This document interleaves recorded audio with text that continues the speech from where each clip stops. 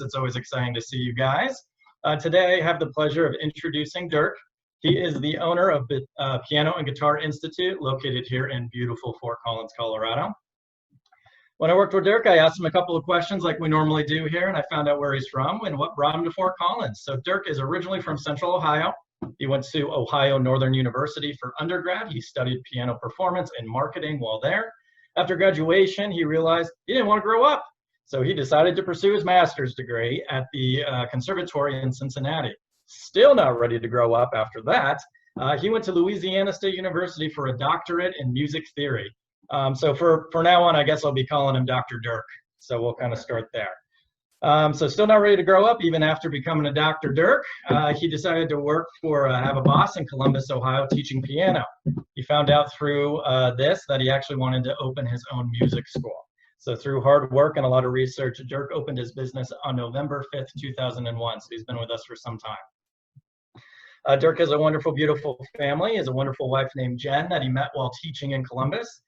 They started dating, and Dirk told me that when he finally got up the nerve to ask her if she would marry him, he also happened to ask her, "You want to move across the country and start a business with me also?" To his surprise, she said yes to all three.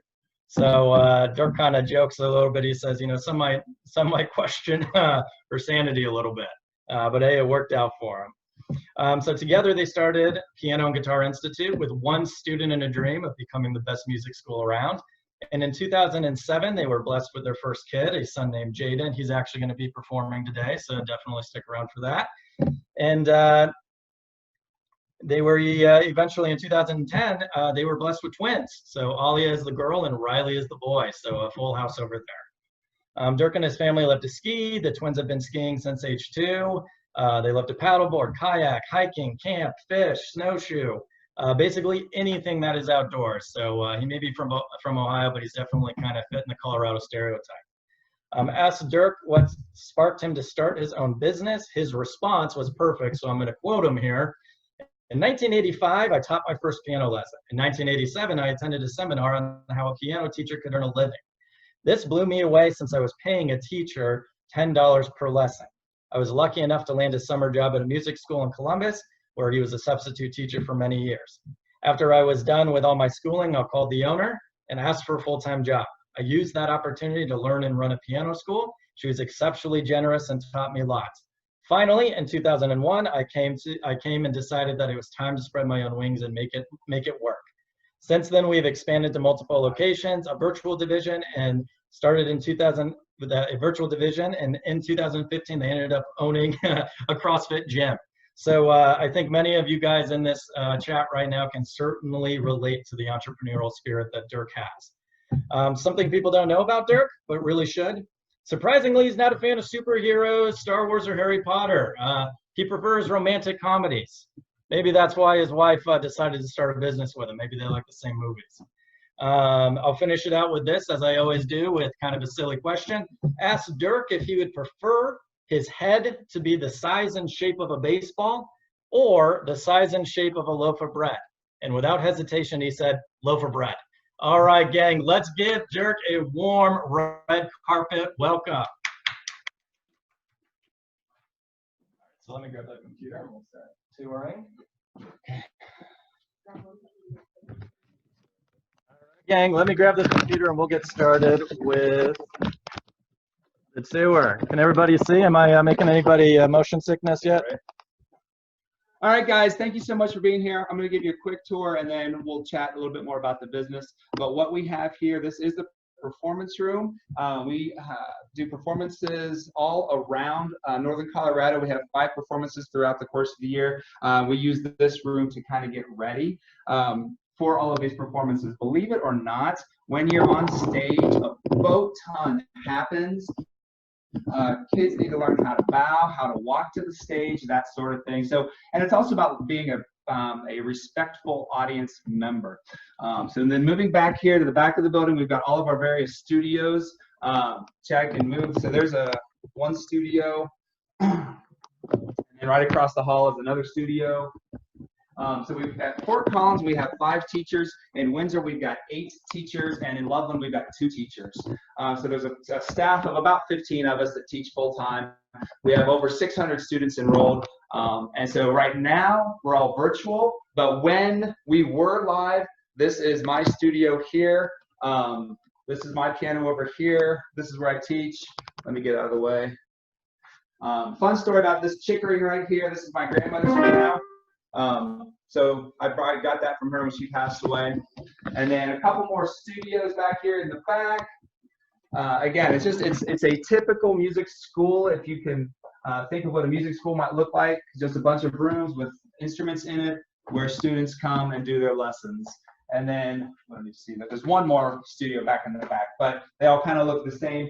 The studios are decorated with kid-friendly themes, so that way kids are super excited about being here. Our big goal is to basically have fun. I mean, nobody wants to do anything if it's not fun.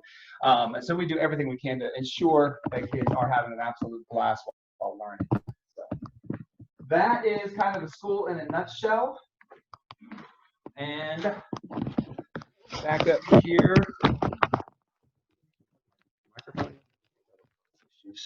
I'm going to try plugging in my microphone and see what happens, just because you might be able to hear me a little bit better. So, all right. First of all, can everybody hear me okay? Yeah, awesome. First of all, I would just like to say thank you guys so much for being here. Really appreciate all the faces in this crazy world that we live in. It's nice to network and to kind of get out there in the world. One thing that I think we probably all are aware of, and if we're not directly aware of it, you've probably heard it somewhere, but that is that music education, learning a musical instrument is so very important for everything that we do as humans. We want to make sure that our kids especially, but also adults, you get a music education. That is really what this boils down to. And unfortunately, music education is getting ripped from the schools, and that's the public schools, and that's just not okay, quite frankly. Some of the things that a proper music education allows you to do is it really just reshapes your brain. When you start music at an early age, your brain is physically different than people that don't play a musical instrument. Therefore, a musical education allows you to learn other subjects, not just math and science, but other subjects more easily.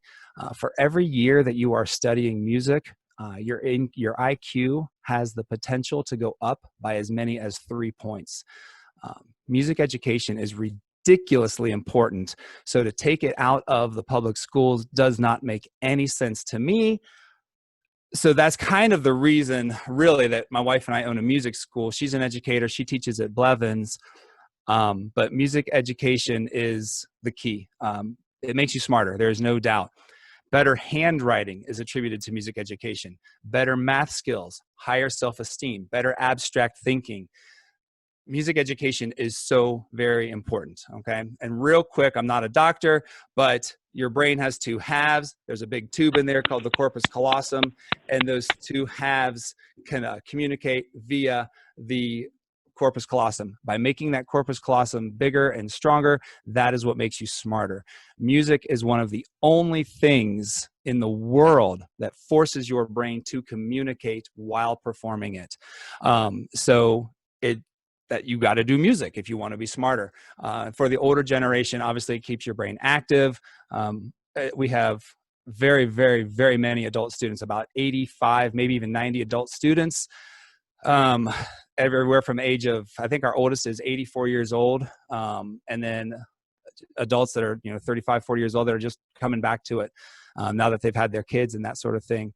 I do have one student that was referred to me by his neurologist. So music is a good thing.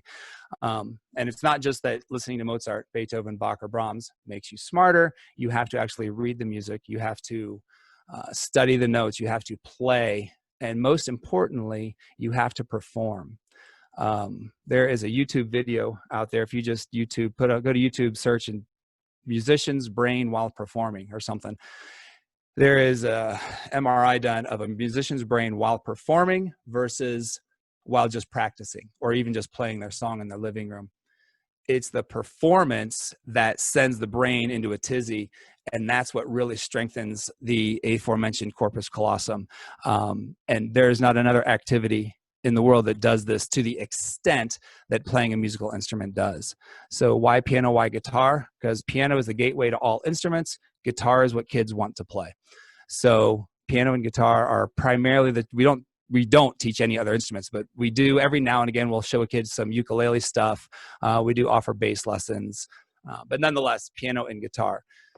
With the budget cuts that the public schools have been doing, it's just awful. So what we've done is we have teamed up with local elementary schools. We've been doing this for, I think, 6 years now.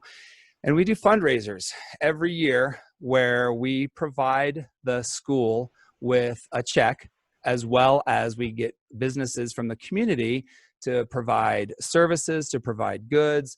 But the key really is the money, because I know a music teacher, and hats off to the public music teachers, because they get a budget. I know a good friend of mine, his budget for the entire year, a full year, his budget is $300. And we're all business owners. Think what you can do with $300. Maybe go out to lunch once or twice. It's ridiculous.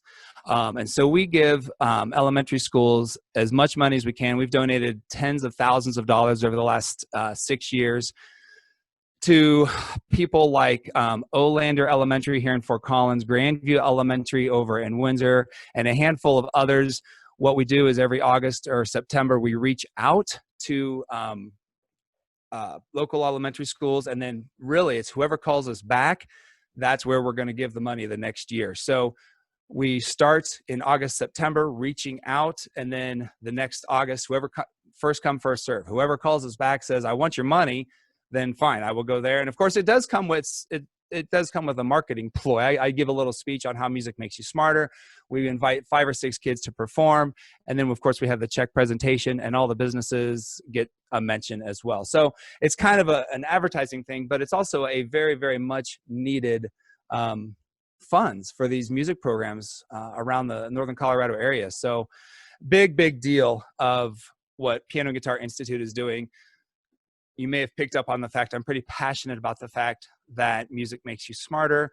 Everybody should be doing music, whether it's in the public schools, whether it's with the person who lives next door to you, or it's in a more formal location like Piano and Guitar Institute. It is a necessary thing. So now, a little bit more about Piano and Guitar Institute. It's not like we invented anything here. We do piano lessons, Bach, Beethoven, Mozart, and Brahms. Piano lessons, they all did it. They all had to learn somewhere, right? At Piano and Guitar Institute, we do a lot of things to make sure that it is fun. Those of you that did piano lessons as a kid, if you're as old as I am, you may remember the John Thompson series or the Michael Aaron Carr. Was it John Glover, Michael Aaron Carr, something, these awful methodologies. And you had to do your note cards and you had to memorize your notes, and it was awful. Fortunately for me, I grew up in a household that once I started something, I wasn't allowed to quit. So my father said, you will finish the season. And about middle school, I looked at him and I said, I think the season's over. I should be done. He said, no, the season's over when you graduate high school. So that kind of bummed me out. But to be honest, I can't thank him enough for making me stay with piano. So Piano and Guitar Institute's different, okay? It's not like we invented piano lessons, but we do things a little differently. We have 5 performances. I mentioned earlier how performing is so very important for the musician's brain. So our cycle of performances kind of starts with our annual beach party, and that is on the beach at Windsor Lake. Unfortunately, this year, because of the pandemic, that has been canceled, and I'll explain here at the end how we're doing all of our performances. But the beach party is a super, super fun event where we take yard games, we play the piano or the guitar. There's no formal atmosphere, there's no program, and we just have an absolute blast. Then we move on to the back to school blues party, where all the students get a blues tune, and we just utilize our performance room in whichever location they are taking lessons. And the week after school starts, we have a blues party. Then, of course, the parents are excited, but the kids not so much. Then we do our annual costume party in October. We rent out a auditoria at a Loveland school, and we all get dressed up in fun costumes. There is a theme that the staff all dresses up. We've done themes like Harry Potter, Star Wars. We've done all the whatever. We've done cartoons. We've done Disney villains. And so the staff all dresses up based on that same theme. And the kids, of course, come in whatever costume is popular for that year. And then, of course, the winter holiday, we use our performance room again, and the kids all play either Christmas carols or Hanukkah songs for mom and dad, grandma and grandpa, whoever happens to be in town. And then the big one, the great big recital, we actually go to the Lincoln Center here in Fort Collins. It is the most phenomenal venue. I'm sure many of you have been there. If not, when it opens again, please go see a show. We use the Magnolia Theater at the Lincoln Center, and it is a sold-out show every year. There's 226 seats in the Magnolia Theater, and every year we have 5 recitals, and every year all 5 recitals does not have a single empty seat in it. It is an absolute blast. So the kids everywhere from age 3 and up perform at the Lincoln Center, and it's awesome. So again, the recitals are also themed. I did mention, I think, that we like to have fun around here. We do not take ourselves too seriously. So even the big formal recital at the Lincoln Center, where kids are dressed up and are expected to memorize, we do what is called a halftime show. And the halftime show is a skit, for lack of a better term, where the teachers come out and they play a song, a piece of music that I've arranged based on a theme that is celebratory for that year. So, for example, one year we celebrated the 25th anniversary of MTV, and the halftime show was a video, obviously, of the staff at that time. This was 2006, and it was a video of the staff from the 80s. So needless to say, it was pretty entertaining and hugely hilarious. And we go back and watch it now, and we're just, first of all, we're all 20 years younger, and it's hilarious to watch. But with the recital, I'm going to show you something real quick. Here up on the wall, you see all of these, those are T-shirts. And we do a recital T-shirt every year. So last year's T-shirt, we celebrated the 50th anniversary of Woodstock. And so was that last year, 2019? Yeah. Anyways, so the halftime show was, I arranged a bunch of music from the bands that were actually at Woodstock in 1969. So Crosby, Stills, Nash & Young, Janis Joplin. Who else was there? The Who, Jefferson Airplane, you know. And so we just played a bunch. The teachers played a bunch of those songs. Couple of other things that we do that sets us apart as a music school is we have a curriculum. We all teach exactly the same way. We all use the same markings. We all use the same colors. And that's not that we're a bunch of robots. We all bring our own personality to the table. But with 15 staff members, we all teach the same way. So mommy and daddy, when soccer suddenly gets changed or the dance practice got moved permanently and they need a new time slot, they might need a new teacher. So the moms and the dads are able to rest assured that they're going to get the same quality lesson. And it's a great way. So substituting for each other is very, very easy. It just streamlines everything. It's a systematized way. So we're all teaching, it's a team approach to an individualized lesson, essentially. But we all teach exactly the same way, whether it's piano or guitar. We all use the same books. We're all doing the same thing. Of course, we bring our personality, our goofiness to the table. And then finally, one other big thing that kind of really sets us apart is the performance class. I kind of mentioned it earlier. You can kind of see the performance classroom in the back here. A couple of things that happens with performance class. First and foremost, it makes the kids smarter because it is that performance that really gets the brain fired up. And so even though they're just playing 4 or 5 measures from one of their songs, their brain still thinks it's an actual performance and neurons get fired. It's awesome. But it also then teaches kids how to take a piano bow, how to take a guitar bow, how to walk to the stage, how to fix the piano bench, how to signal to the audience to clap. You'd be amazed how many people don't understand that when a piano performer puts their hands in their lap, or that classical guitarist takes their foot off we call it a foot job. I don't know if it has a technical term or not, but takes a foot off the foot. That's the cue to the audience. I'm done. You must now clap for me.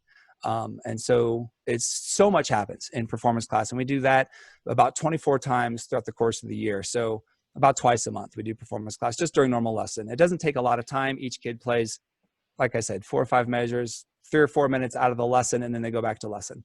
And then the other thing that's learned in performance class, of course, is audience behavior. It's very, very important that students learn how to sit in an audience and understand what to do and be quiet. Real quick, I'd like to do a real quick performance. And I see a lot of questions coming through. Jaden, get your guitar out, bud. I will absolutely answer all questions that I can. This is my son, Jaden. He's going to play a song for us. It's a duet. I don't know if you can see this, but this is my concert ticket stub from a Motley Crue concert I saw in 1984, and they played this song. It was the Shout at the Devil tour, and I'd never in a million, I was, 15 years old. I'd never in a million years would have I thought I'd be teaching this song to my son at some point. So anyways, this is Jaden playing God Bless the Children of the Beast. If I can find my guitar, my pick.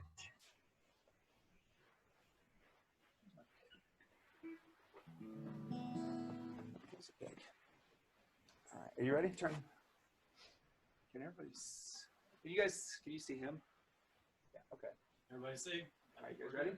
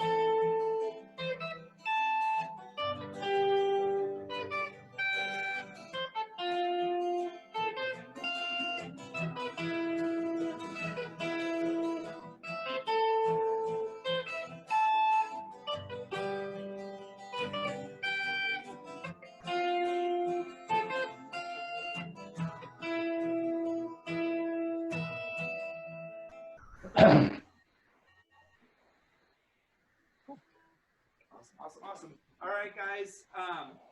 Again, thank you so much. Are you going to mention the Facebook page? Yeah. Okay. Thank you guys so much for being here. I would love to connect with any of you if you have any questions about new students. We are always taking new students. I saw Donna from School of Rock is here. I would love to chat with you, Donna. Maybe get together for a cup of coffee and just see how we can help each other. And also Facebook. If anybody that is in this virtual tour today, if you would go to our Facebook page and or Instagram page and like it, and then leave a comment, something about the virtual tour so I know that you were here, then I'm going to give a month of lessons away just randomly to whoever goes in and likes our page. So please do that. And I think that is about it. Thank you guys so much for being here. That's all I've got. So I turn it back over to Chad. Well, Dirk, we have some questions, so let's get the questions going. And then, Dirk, do me a favor, would you type in the chat your Facebook, whatever it's called, handle or I'm what? not sure I know it, but I can sure try. Okay. So the Facebook is. And if not, I can look it up real fast too. Institute, Fort Collins, Winds. Yeah, I think it's just Piano Guitar Institute, Fort Collins, Windsor, Loveland. Okay. And then the Instagram is just at Piano Guitar Institute. Okay. So I'll type that in as well. Perfect.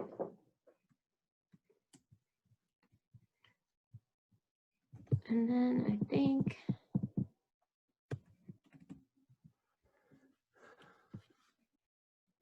Okay, so Karen has her first question here. It's, do you recommend that all children begin with piano, even if they eventually want to move to the guitar? Yes. Piano is a gateway to all instruments. Piano is the only instrument that teaches both clefs. Guitar teaches the treble clef or the G clef. And piano forces you to really learn to read the grand staff, which forces both hands, which builds dexterity, which builds musical comprehension. Piano is absolutely the gateway to all instruments. I have never had a lesson in anything but piano and harpsichord. So Wow. And what age do you recommend beginning, or what's the youngest? Age 3 is when you should start your kiddos in piano. Obviously, if you have a kiddo that's 17 and wants to start, you should start. If you're an adult that you're 32, you want to start, you should start. But I mentioned earlier that when you're younger like that, the brain is physically different if you start at that early age. Okay, very good. And actually, real quick, Kim, the program we use for 3-year-olds was written by me. Oh, very cool. Very cool. Carl asked, what do you do to bring on new teachers? We advertise, we talk to the music departments at UNC, at CSU. I'm on pretty good terms with a lot of the staff here at CSU. So as we need new teachers, I just shoot an email out to Dr. Lagasse or Dr. Landreth, and we just say, hey, I'm looking for teachers. Do you have any students that might want to teach? And to be honest, I get resumes, I'd say 1 or 2 every month, just from somebody off the street that wants a job. Okay, very good.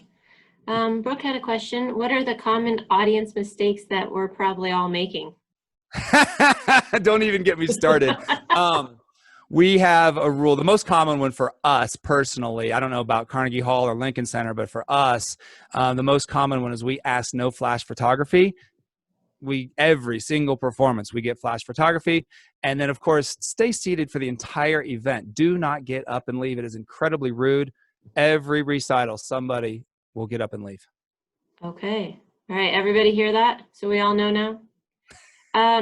Patty asked, what type of microphone did you plug into your computer? What type of microphone? Podcasting microphone I got off Amazon. Oh, okay. I do a podcast as well, so it just makes things cleaner. Okay, very nice. All right, guys, did I miss any questions? Oh, Handsome Nate asked, what is the podcast link? It's Krause's Corner. It's on Spotify, it's on Pocket Cast, it's on Anchor FM, it's on 8 different platforms. Spotify is probably the biggest. It's called Krause's Corner, Kraus apostrophe S, corner is spelled with a K, Korner. Okay, perfect. And it's nothing too serious. It's 5 minutes of me stating my opinion on music. It's not a serious podcast. We don't take ourselves seriously at all. You can't do that right now. No, God, no. John had a question. He said, have you seen an increase in people wanting to learn piano and guitar since COVID? No, what we have seen is our students are maintaining, because we've been virtual. I've been virtual since 2017. We've been doing this a long time. But because the travel plans have all been canceled due to the COVID-19, our families are remaining throughout the summer. Usually summer, there's a slight dip in enrollment, but that has not happened this year. Okay, very nice. Any other question? Oh, Sylvia, are classes in person and or virtual, or just virtual? They're kind of both. Our virtual division of Piano Guitar Institute has exploded. I actually have students worldwide. I teach a girl in Singapore, Connecticut, Charleston, South Carolina, and Utah, is where we have students right now. So they're primarily virtual. However, I am allowing teachers back in the building for in-person lessons. However, it's only one teacher a day right now, just because so much cleaning is involved. Our lobbies are small, which means and we don't allow siblings, we don't allow parents in the building, just because of all the stuff that is going on. So they are in person if that is your preference, but primarily it is virtual. And how often are the classes, Dirk? Once a week for 30 minutes. Okay. Once a week. Handsome Nate is back. Do you ever partner with any other music school organizations? We got together with Adina over in Windsor. She owns Main Street Music, and we haven't done anything yet, but I would be very open to. Adina and I just got together one time and tried to figure out how we could make a music school in Windsor work. She opened Main Street Music long before I opened Piano Guitar Institute. But I would love to, if any music schools, Donna, School of Rock, if you're out there, if you want to get together and try to do something together for these elementary schools, I am all in. Awesome. Can you sign up online? I'm assuming yes. Right now, we do have a virtual orientation that takes about 15, 20 minutes to watch. It talks all about the school, how we teach, everything is online. And then you click, I've watched the video and I'm ready to sign up, I get that email and then I reach out to you. We get you signed up. It takes Okay. however long to watch the video, and then as soon as I can get back to you. Perfect. Would you ever do a virtual presentation for a preschool? Absolutely. I used to teach preschool. Oh, there you go, Tara. Perfect. And do you have a donation site? No, I don't. We are not a 501(c)(3). If you're looking to donate, we do have kids on scholarship that I just pay for out of my own pocket. If you want to donate, my strongest recommendation is go to your kid's elementary school or go to the elementary school in your neighborhood and say, I would like to give to the music department. Make sure that that elementary school is a 501(c), so it is a tax write-off, and then hand them a check. That's where all my money goes. All the Piano Guitar Institute supports obviously music and it's not just elementary. We're hoping to work with Blevins here in the very near future here in Fort Collins, and even high schools, because it's never too late to start learning music. We have a class called Camp Rock U, as in Rock University, and we put kids in rock and roll bands. We do a class every Christmas called Christmas Jam, and we allow kids to play rock and roll Christmas tunes, and those are primarily our high school kids. So yeah, everybody give to your schools for music. Perfect. Any other questions? Lots of compliments. Email, it's pianoland01@gmail.com. Do you want me to type that in? Yeah, that'd be awesome. You want to type your website in too, Dirk? Sure.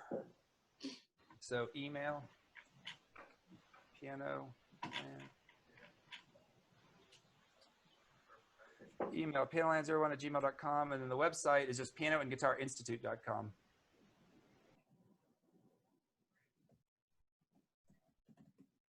Piano and Guitar Institute. I think I spelled all that right. I'll send it out again too. Okay. Okay, so we need to cut this red ribbon. Are you guys ready for that over there? All right, gang. So we'll hand these scissors off to Dirk. Let's move this camera down so we can see the studio a little bit. Look at me. Look at me. All righty. Dude, if you want to take that end.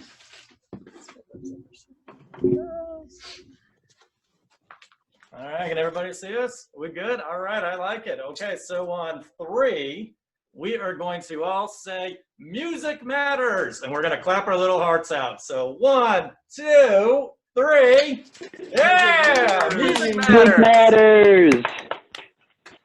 Awesome. Music is fun and fundamental to learning. That's kind of our motto around here.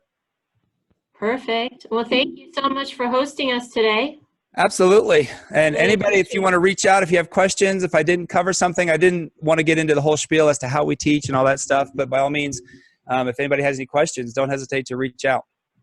Wonderful. All right, guys, so we're officially done. I hope you guys have a wonderful rest of your week. It's Friday, and we'll see you back here next Thursday. Chad, I don't know where we're going next Thursday. Do you know where we're going, Chad? We are, next Thursday is Timoth Beer Works. Timnath Beer Works next Thursday. And Dirk, you're welcome to join us. I will do my best. Have my mimosa in hand. Have a wonderful week, and we'll talk to you next week. Thank you, everybody, for being here. Appreciate it.